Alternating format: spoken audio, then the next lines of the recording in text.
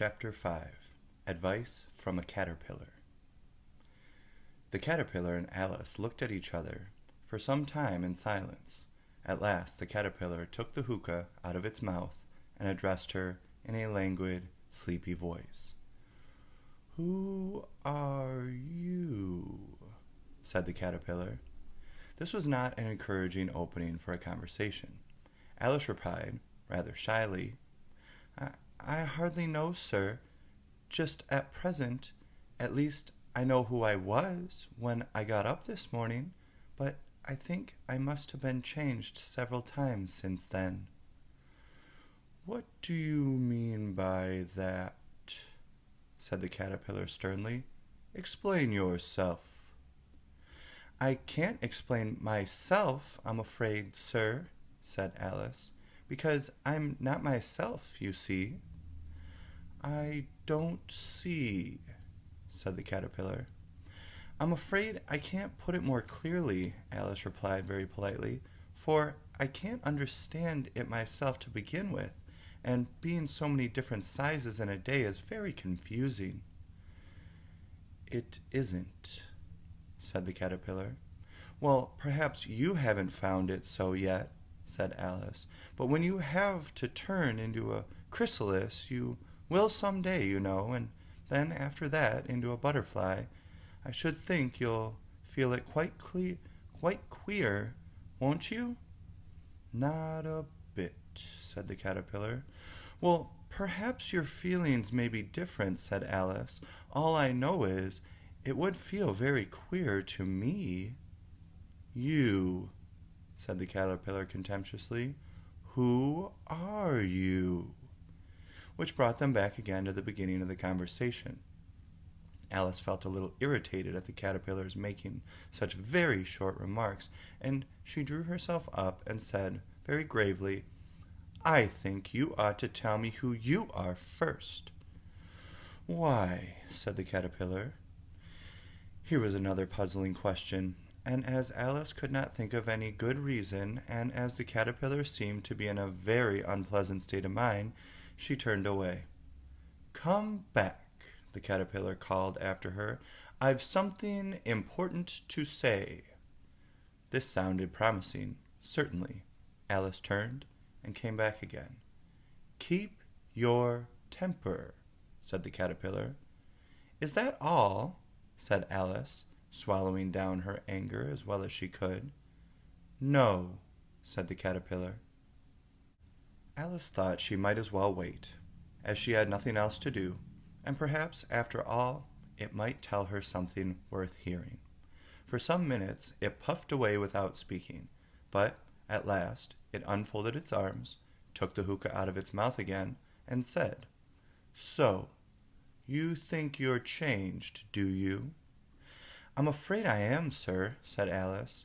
"I can't remember things as I used to, and I don't keep the same size for 10 minutes together." "Can't remember what things?" said the caterpillar. "Well, I've tried to say, how doth the little busy bee, but it all came different," Alice replied in a very melancholy voice. "Repeat." "You are old, Father William," said the caterpillar. Alice folded her hands and began. "You are old, Father William," the young man said, "and your hair has become very white, and yet you incessantly stand on your head. Do you think at your age it is right?" "In my youth," Father William replied to his son, "I feared it might injure the brain, but now that I'm perfectly sure I have none, why, I do it again and again." "You are old," said the youth, "as I mentioned before, and have grown most uncommonly fat. Yet you turned a back somersault in at the door. Pray, what is the reason for that?" "In my youth," said the sage, as he shook his gray locks, "I kept all my limbs very supple. But the use of this ointment, 1 shilling the box. Allow me to sell you a couple." "You are old," said the youth, "and your jaws are too weak for anything tougher than suet." Yet you finished the goose with the bones and the beak. Pray, how did you manage to do it? In my youth, said his father, I took it to the law, and argued each case with my wife, and the muscular strength which it gave to my jaw has lasted the rest of my life. You are old, said the youth. One would hardly suppose that your eye was as steady as ever, yet you balanced an eel on the end of your nose. What made you so awfully clever? I have answered 3 questions, and that is enough, said his father. Don't give yourself airs. Do you think I can listen all day to such stuff? Be off, or I'll kick you downstairs. That is not said right, said the caterpillar. Not quite right, I'm afraid, said Alice timidly. Some of the words have got altered. It is wrong from beginning to end, said the caterpillar decidedly, and there was silence for some minutes. The caterpillar was the first to speak. What size do you want to be? It asked. Oh, I'm not particular as to size, Alice hastily replied. Only one doesn't like changing so often, you know. I don't know, said the caterpillar. Alice said nothing. She had been never so much contradicted in all her life before, and she felt that she was losing his temper. Are you content now? Said the caterpillar. Well, I should like to be a little larger, sir, if you wouldn't mind, said Alice. 3 inches is such a wretched height to be. It is a very good height indeed, said the caterpillar angrily, rearing itself upright as it spoke. It was exactly 3 inches high. But I'm not used to it, pleaded poor Alice in a piteous tone, and she thought to herself, I wish the creatures wouldn't be so easily offended. You'll get used to it in time, said the caterpillar, and put the hookah into its mouth and began smoking again. This time Alice waited patiently until it chose to speak again. In a minute or 2 the caterpillar took the hookah out of its mouth and yawned once or twice and shook itself. Then it got down off the mushroom and crawled away into the grass, merely remarking as it went, One side will make you grow taller, and the other side will make you grow shorter. One side of what? The other side of what? Thought Alice to herself. Of the mushroom, said the caterpillar, just as if she had asked it aloud, and in another moment it was out of sight. Alice remained looking thoughtfully at the mushroom for a minute, trying to make out which were the 2 sides of it, and as it was perfectly round, she found this a very difficult question. However, at last she stretched her arms round it as far as they would go, and broke off a bit of the edge with each hand. And now which is which, she said to herself, and nibbled a little of the right hand bit to try the effect. The next moment she felt a violent blow underneath her chin. It had struck her foot. She was a good deal frightened by this very sudden change, but she felt that there was no time to be lost, as she was shrinking rapidly, so she set to work at once to eat some of the other bit. Her chin was pressed so closely against her foot that there was hardly room to open her mouth. But she did it at last, and managed to swallow a morsel of the left hand bit. Come, my head's free at last, said Alice in a tone of delight, which changed into alarm in another moment when she found that her shoulders were nowhere to be found. All she could see, when she looked down, was an immense length of neck, which seemed to rise like a stalk out of a sea of green leaves that lay far below her. What can all that green stuff be, said Alice, and where have my shoulders got to? And oh, my poor hands, How is it I can't see you?"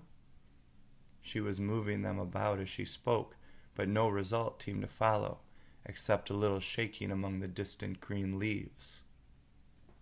As there seemed to be no chance of getting her hands up to her head, she tried to get her head down to them, and was delighted to find that her neck would bend about easily in any direction, like a serpent.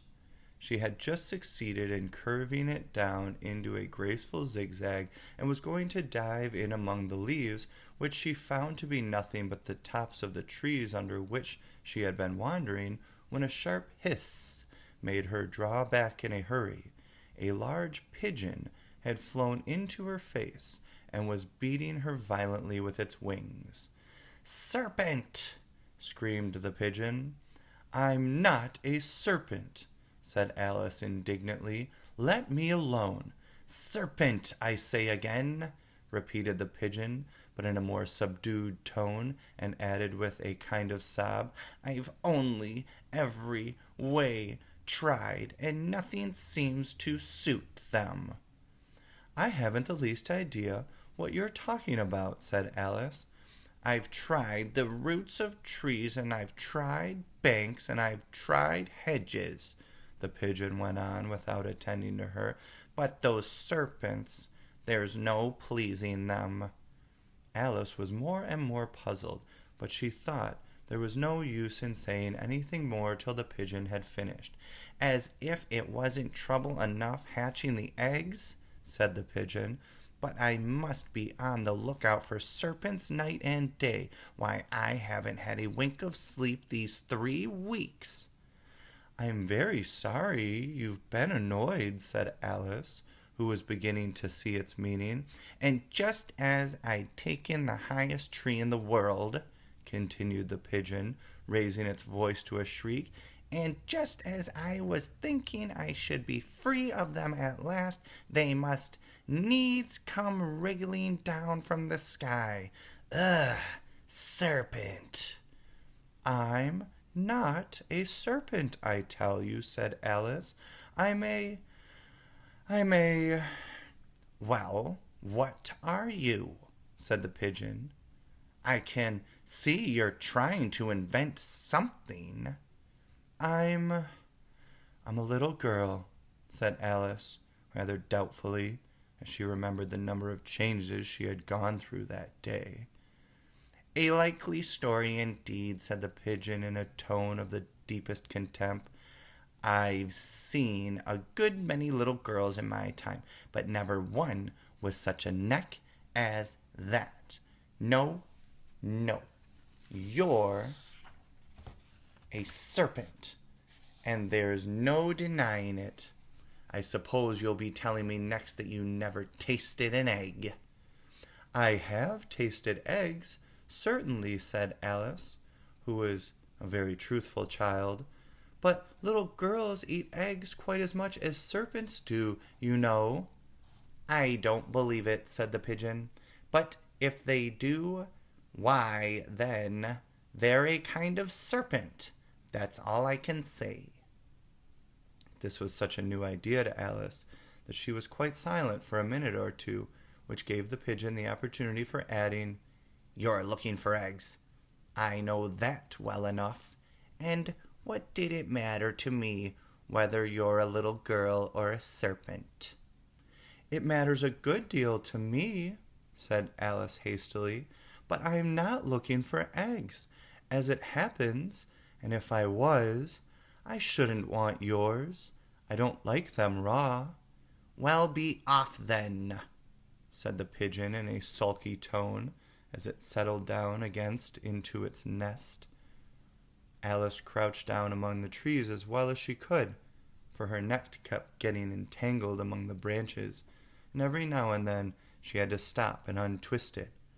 After a while, she remembered that she still held pieces of mushroom in her hands, and she set to work very carefully, nibbling first at one and then at the other, and growing sometimes taller and sometimes shorter, until she had succeeded in bringing herself down to her usual height. It was so long since she had been anything near the right size that it felt quite strange at first, But she got used to it in a few minutes and began talking to herself as usual. "Come, there's half my plan done now. How puzzling all these changes are. I'm never sure what I'm going to be. From one minute to another, however, I've got back to my right size. The next thing is to get into that beautiful garden.